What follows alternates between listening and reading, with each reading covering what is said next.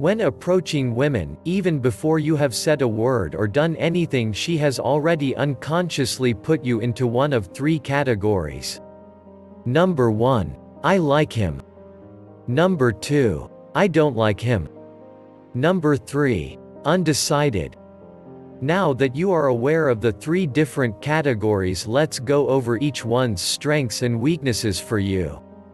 Category number 1. I like him.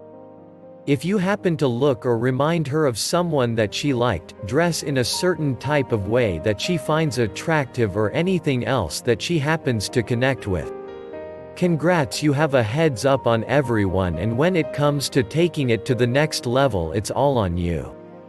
This is a great thing, and if you fall in the average guy category, expect this to happen with around 10% of the women that you meet who are available. Category number 2. I don't like him.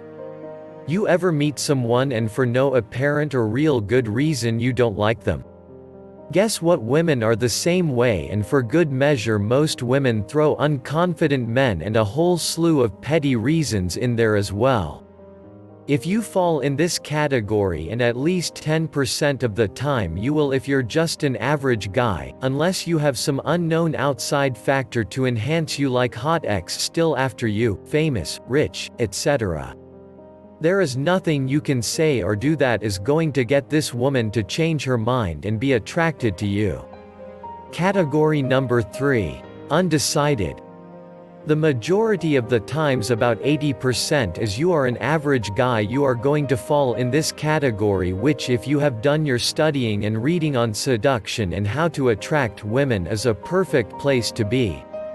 Because as long as you are in the undecided category, you can work on creating the desire and attraction in a woman that you want.